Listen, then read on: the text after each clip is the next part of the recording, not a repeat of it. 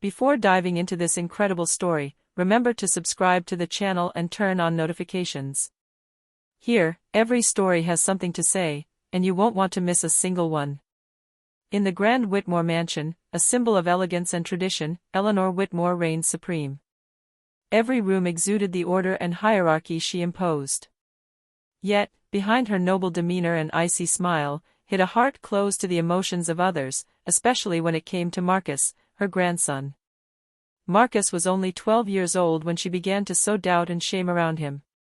His father, Thomas Johnson, a black man with quiet charisma but undeniable success, had married his eldest daughter, Lydia Whitmore. Eleanor had never accepted this marriage, believing that the purity of her heritage was threatened. She humiliated Marcus at every opportunity, in front of his cousins, his teachers, even in the family living room where she forced him to kneel for imaginary offenses. But what broke Marcus's heart was the day Eleanor decided he no longer deserved to live under her roof.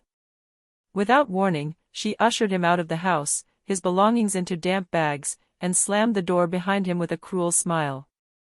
"You're no Whitmore," she murmured disdainfully. "You're just a son of a." The unfinished word remained etched in Marcus's soul. That day, Marcus left home, his heart heavy but resolute. He vowed that, despite the pain and injustice, he would build his own life, far from his grandmother's judgment and hatred. The following years were marked by quiet struggles. He worked hard, studied, and faced trials that would have broken any other young man, but not him. He forged his identity and dignity in adversity, transforming rejection into strength. And now, 15 years later, Eleanor Whitmore, aging and frail, could no longer ignore the life she had helped to destroy. The grandson she had humiliated and banished was returning to her world, no longer a submissive child, but an accomplished, powerful, and respected man. Fate, with its cruel irony, was about to confront her with her past mistakes. For Eleanor, it was no longer a question of dominating or judging. It was too late for arrogance, but not for regret. 15 years had passed since the day Marcus Johnson was thrown out of the Whitmore house. Now, at 27, the humiliated boy had become an accomplished man. With a law degree from Harvard, a thriving practice, and a reputation as a fair and determined man, Marcus was no longer the shy, hurt grandson Eleanor had rejected. Settled in his modern apartment in the heart of New York, Marcus still remembered every humiliation. His grandmother's cruel words sometimes echoed in his dreams, but they no longer defined him. He had learned to transform pain into strength, and every success he achieved was a silent revenge on the past. One evening, while he was reviewing important files in his office, his phone vibrated. It was an unexpected call. "Mr. Johnson? This is Dr. Whitmore. Your presence is required for an urgent family matter." Marcus felt a shiver run through him. The name Whitmore never brought him good news. Curious and cautious, he agreed to go to the old family home, which he hadn't visited since his eviction. Upon his arrival, he was struck by the immutability of the house, the splendor, the luxury. Everything seemed untouched, as if time had not erased Eleanor's presence. But when he entered the main drawing room, he saw her. Eleanor Whitmore, aged but still proud, sat in her velvet armchair, observing him with an expression difficult to decipher. "Marcus," she said finally, her voice trembling.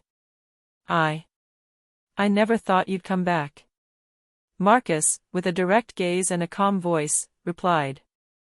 "Kicking me out didn't destroy me, grandmother. But I came to understand, and to see if you're ready to face the mistakes of the past." Silence fell. Eleanor lowered her eyes, aware that the boy she had humiliated was no longer the same.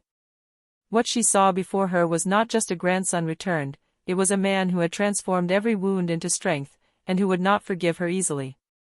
Fate was beginning to bring them closer together, and buried pain was about to resurface.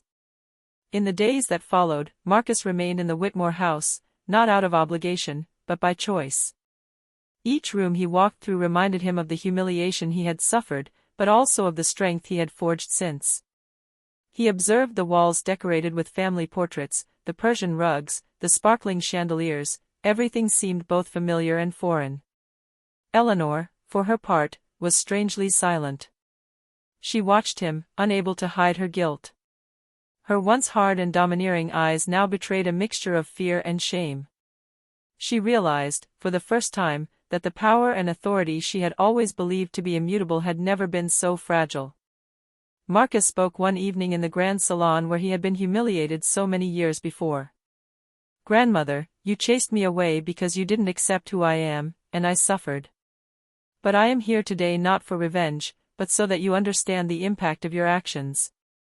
Eleanor tried to speak, but her voice broke. "Marcus. I didn't know. I thought." "You thought you could decide my worth," Marcus replied calmly but firmly. "But you were wrong. I am stronger than you ever imagined." For the first time, Eleanor Whitmore felt a shiver of fear.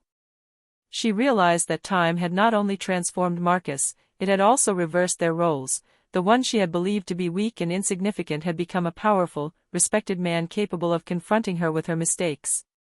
This slow but inevitable confrontation marked the beginning of a path that neither Marcus nor Eleanor could ignore. The wounds of the past would be brought to light, and Eleanor now had to face the truth. Humiliating a child was never without consequences, and sometimes, fate took it upon itself to reveal them in the cruelest way possible. The tension in the Whitmore house was palpable. Marcus had regained his confidence and settled into a position of silent power. Every gesture, every word he uttered reminded Eleanor that she was no longer the undisputed mistress of this house. She, who had thought she held her grandson in her hands, was beginning to feel the weight of her mistakes.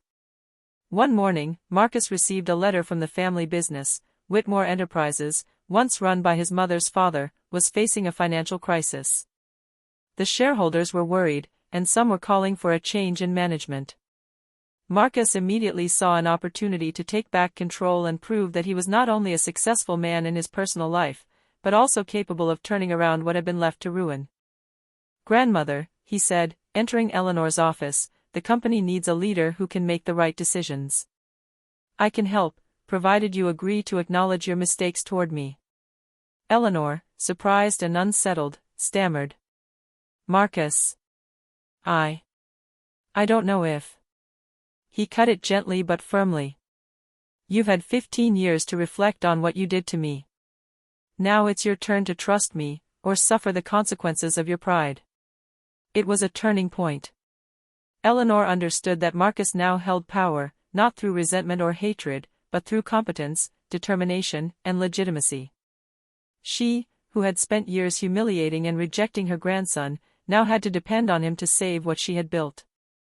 The Whitmore house, once a symbol of her absolute authority, had become the scene of a dramatic reversal. The humiliated grandson had become the discreet master, and Eleanor Whitmore found herself facing her own reflection, that of a woman who had believed she could control destiny, but who finally realized that some wounds cannot be erased by wealth or pride alone. Marcus, for his part, remained calm.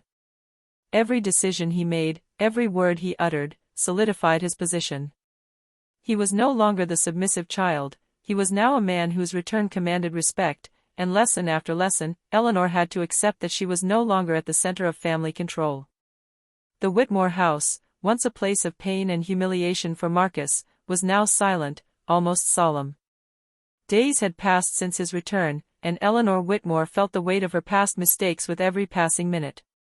She no longer had the control or the comfort of arrogance. Marcus had rewritten the rules of the game. That evening, in the grand salon, Marcus spoke for the first time in a definitive manner. His eyes reflected the determination and dignity of a man who had endured rejection and hatred, and who now stood at the peak of his own strength. "Grandmother," he said calmly, "I am not here to destroy the Whitmore house. I am here to show that justice and respect prevail over arrogance and prejudice. You humiliated me, rejected me, chased me away, and for years I have carried these scars." Eleanor lowered her head, unable to reply. Each word echoed her mistakes. She had imagined this moment hundreds of times, but she had never anticipated Marcus's calm, strength, and clarity. "You've had 15 years to reflect on your actions," Marcus continued, "and now you have two choices: learn from this experience and show humility, or continue to cling to your pride, and live with regret for the rest of your days." Silence fell. Eleanor felt a weight lift from her heart, but guilt and pride fought against this release. She took a deep breath, and for the first time, she spoke with sincerity. Marcus. I'm sorry. For everything. For humiliating you, for chasing you away, for letting my prejudices destroy our bond. Marcus looked at her, observing every nuance in her expression. He could feel the sincerity behind the words. He approached slowly and placed a hand on his grandmother's shoulder. It's not just you who should apologize, Grandma. It's up to both of us to rebuild, if you're willing to change. Eleanor nodded slowly, tears rolling down her cheeks. She understood that time had changed not only Marcus, but herself as well. Power and arrogance meant nothing compared to the dignity and resilience of a wounded heart.